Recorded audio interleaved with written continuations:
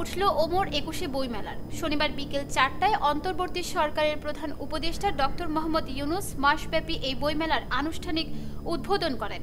উদ্বোধনী অনুষ্ঠানে সংস্কৃতি উপদেষ্টা মুস্তফা সরোয়ার ফারুকী, বাংলা একাডেমির মহাপরিচালক মোহাম্মদ আজম, সচিব ডক্টর মোহাম্মদ সেলিম রেজা, মেলা পরিচালনা কমিটির সদস্য সচিব ডক্টর সরকার আমিন উপস্থিত ছিলেন।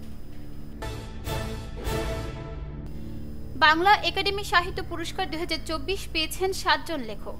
পুরস্কার প্রাপ্ত প্রত্যেককে দেওয়া হয়েছে ৩ লাখ টাকার চেক, সম্মাননাপত্র ও সম্মাননা স্মারক। শনিবার বিকেলে ওমর একুশে বইমেলার উদ্বোধনী অনুষ্ঠানে অন্তর্বর্তীকালীন সরকারের প্রধান উপদেষ্টা ডক্টর মোহাম্মদ ইউনূস বিজয়ীদের হাতে এই পুরস্কার তুলে দেন। এই সময় উপস্থিত ছিলেন সংস্কৃতি উপদেষ্টা মুস্তফা সরোয়ার ফারুকী। পুরস্কার প্রাপ্তরা হলেন কবিতায় মাসুদ খান, নাটক ও নাট্য সাহিত্যে সুভাষিস সিনহা, প্রবন্ধ গদ্য সলিমুল্লাহ খান, অনুবাদে GH হাবিব, গবেষণায় মোহাম্মদ শাহজাহান মিয়া, বিজ্ঞানে রেজাউর রহমান ও ফোকলোরে সৈয়দ জামিল আহমেদ। নির্বাচনের আগে জুলাই আগস্ট বিপ্লবে গণহত্যার বিচার দাবি করেছেন জামায়াতের আমির ডক্টর শফিকুর রহমান। তিনি বলেছেন, বিগত সময়ে যারা মানুষ হত্যা করেছে তাদের বিচার আগে নিশ্চিত করতে হবে, প্রয়োজনে নির্বাচন আরও বিলম্বে দেয়া হোক।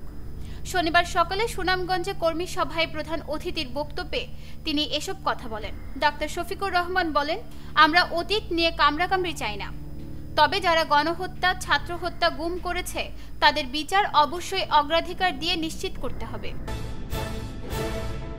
দেশে প্রতি ১ লাখ মানুষের মধ্যে ১০৬ জনের ক্যান্সার আক্রান্ত হওয়ার তথ্য উঠে এসেছে এক গবেষণায়। এতে বলা হয়েছে, বছরে প্রতি লাখে নতুন করে ক্যান্সার আক্রান্ত হচ্ছেন ৫৩ জন, আর মোট মৃত্যুর ১২% জন্য দায়ী এই রোগ। শনিবার BSMMUর সুপার স্পেশালাইজড হাসপাতালের সম্মেলন কক্ষে বাংলাদেশে ক্যান্সারের বোঝা, জনসংখ্যা ভিত্তিক ক্যান্সার রেজিস্ট্রি শীর্ষক এক গবেষণার ফল প্রকাশ অনুষ্ঠানে এ তথ্য জানানো হয়। ম্যাচ শুরুর আগে দুর্বার রাজশাহী ছিল ৪-এ।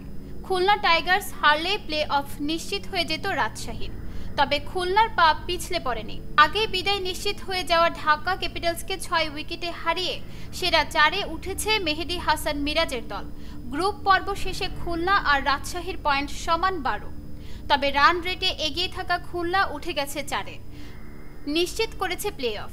এক ধাপ নিচে নেমে বিদায় হয়েছে রাজশাহীর।